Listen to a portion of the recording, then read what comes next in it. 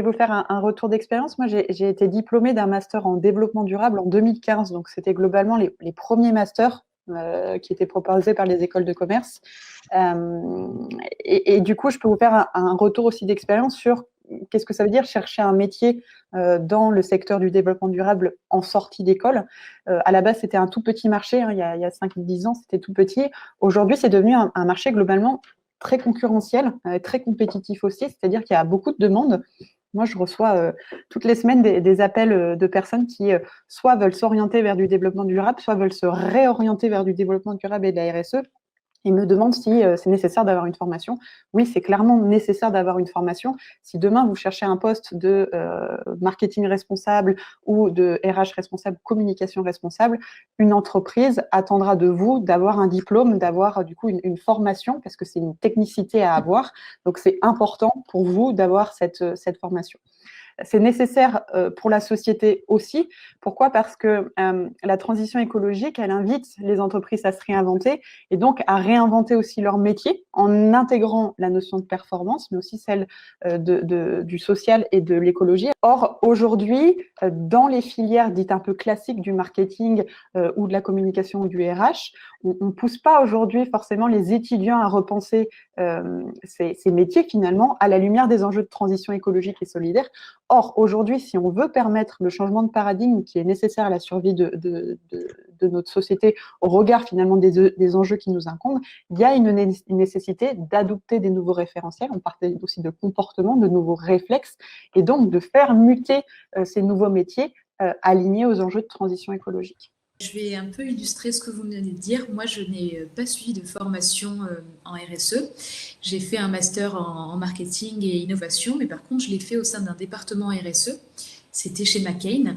Et on va dire que moi, j'ai appris un peu sur le terrain qu'est-ce que c'était la RSE. Donc, je travaillais au département communication et RSE, qui étaient ensemble. Et je m'occupais de la communication corporate. Donc, communiquer sur les valeurs de l'entreprise.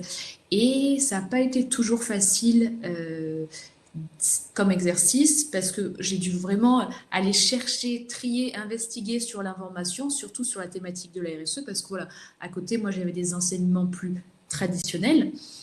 Et on va dire que sur les métiers du marketing et de la communication, on est vraiment en première ligne de mire des consommateurs.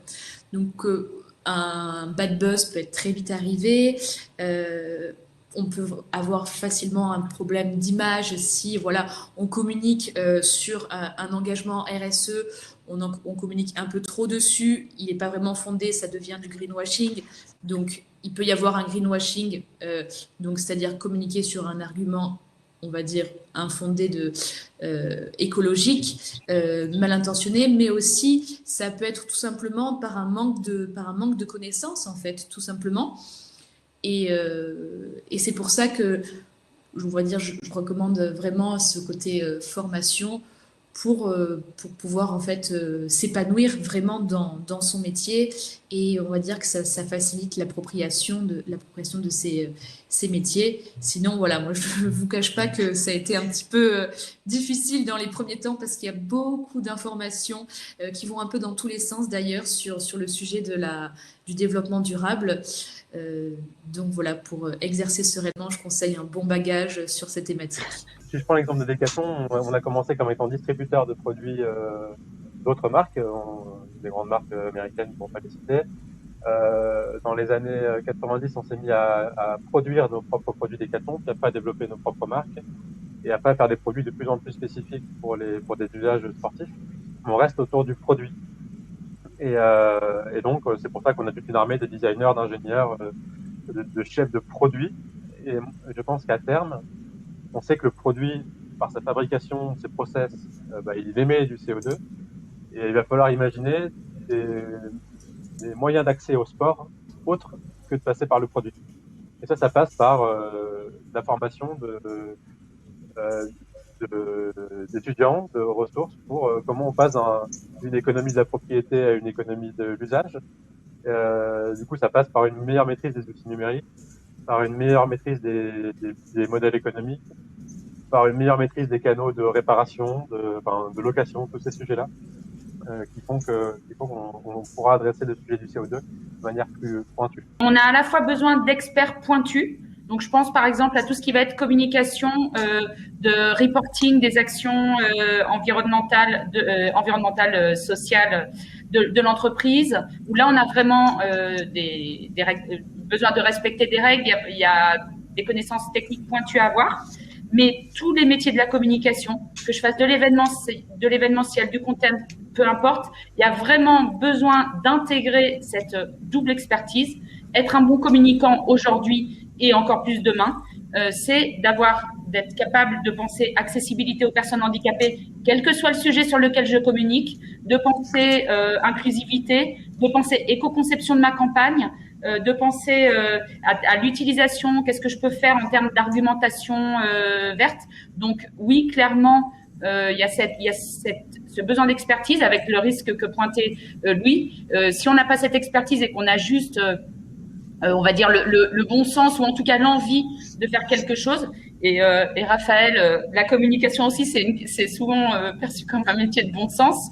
Ben, on va faire des bourdes, on va faire des erreurs et on peut même avoir des effets, des retours de bâton très violents, puisqu'aujourd'hui, on a en face de nous des publics qui sont extrêmement matures.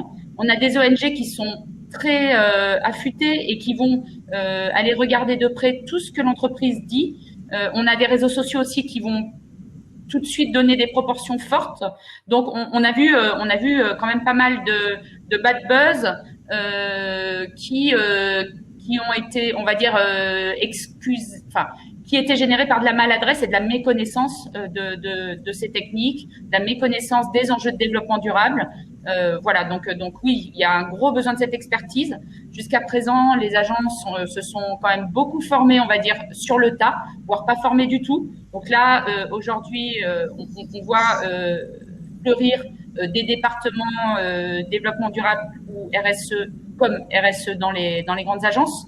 Mais voilà, ça c'est vraiment des compétences à acquérir et c'est pour ça que une formation spécifique est vraiment très utile.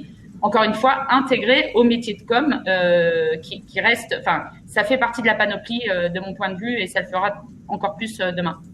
Moi, je le vois. Alors déjà, pour recruter, nous, en interne, on a clairement recherché sur Internet est-ce qu'il y avait des formations de RH durable, puisque étant donné les valeurs qu'on prône au sein de notre cabinet, mais on n'est pas les seuls du tout, c'était essentiel pour nous justement de s'entourer de professionnels qui étaient intéressés évidemment par ces sujets, mais vraiment engagés et qui avaient initié la démarche. Donc la formation, pour moi, elle est capitale. Toute la journée, moi j'ai des candidats aussi qui du coup me disent qu'ils veulent un métier avec du sens, qui veulent complètement intégrer ces notions-là. Souvent, on oublie même qu'on a des compétences avant même finalement le sens. Donc, on peut effectivement avoir différents chemins. On peut s'engager dans des associations en parallèle. On peut faire finalement beaucoup de choses, mais il ne faut pas oublier que le travail, c'est 8 heures par jour minimum. Et finalement, l'impact le plus important qu'on peut avoir, c'est clairement de mettre à profit nos compétences dans le cadre professionnel au profit justement d'une vraie mutation de la société. Aujourd'hui, c'est possible. Effectivement, ça l'était un peu moins avant. Donc, clairement, pour moi, le fait de se dire quand même qu'on est sur des métiers tendance, des métiers de demain qui vont recruter avec potentiellement beaucoup de métiers qu'on ne connaît pas encore, du coup qui nécessitent aussi d'un point de vue RH une certaine ouverture d'esprit. Je pense qu'une formation, ça permet vraiment cette ouverture d'esprit et ça crédibilise assez clairement un parcours, un discours et ça permet un alignement en fait vraiment total aussi en termes de valeurs. Effectivement, la formation, c'est évidemment dans le cœur de métier de toutes les équipes RH. Ce qui est important, à mon sens, c'est de vraiment, en termes de formation, prendre conscience que le développement durable, c'est vraiment les 3 pans que tu mentionnais au début. On a tendance, je trouve souvent, à faire le raccourci développement durable égale green. Et en fait, il y a beaucoup d'autres dimensions qu'il faut prendre en compte et il faut vraiment l'aborder, en tout cas demain, dans des entreprises comme quelque chose qui va toucher à toutes les dimensions de l'organisation, à tous les départements. Donc, ça peut pas être envisagé juste d'un point de vue, d'un seul point de vue. Il faut vraiment prendre en compte, si on veut que ça fonctionne, il faut que tout le monde soit mis à contribution. Et du coup, sur la formation, ce qui est vraiment clé, je dirais, c'est de pas sous-estimer effectivement le côté très technique des connaissances qui sont associées, notamment d'un point de vue, justement technique. Technique, on va penser vraiment à des métiers comme ceux qu'on a autour de la table, effectivement la communication, le marketing, mais aussi justement les produits. Mais il y a aussi, on n'y pense pas assez souvent. Je parlais tout à l'heure de diversité, d'inclusion. Si on veut pouvoir créer des environnements finalement qui durent et ou dans lesquels les collaborateurs et collaboratrices se sentent bien, en fait, on se rend pas compte de la dose de connaissances techniques qu'il faut savoir et qu'il faut en permanence maintenir à jour. Donc c'est pour ça il y a la formation et après il y a la formation continue tout du long. Par exemple, si on prend le sujet, là on est en plein dans le mois de mars, donc ça reste encore un peu d'actu. Pour vous prendre le sujet de l'égalité femmes-hommes, en fait, l'égalité femmes-hommes, c'est pas juste le recrutement. L'égalité femmes-hommes, en fait, c'est tout ce qui va autour. C'est qu'est-ce qu'on va faire en termes d'équilibre vie pro, vie perso, par exemple. Est-ce qu'on a mis en place des politiques un peu plus flexibles? C'est qu'est-ce qui se passe en termes de rémunération? Qu'est-ce qui se passe en termes de promotion? C'est vraiment des sujets qui nécessitent justement d'être formés, de se rendre compte qu'en fait, il y a énormément de dimensions à prendre en compte. Et j'entrerai même pas sur le sujet du handicap qui est aussi extrêmement technique avec beaucoup de compétences à acquérir. Il faut vraiment pas sous-estimer le côté très technique de se former à ces sujets et donc moi j'accueille avec beaucoup d'espoir et d'enthousiasme de nouvelles formations dédiées à ces sujets. Elles sont encore trop peu nombreuses.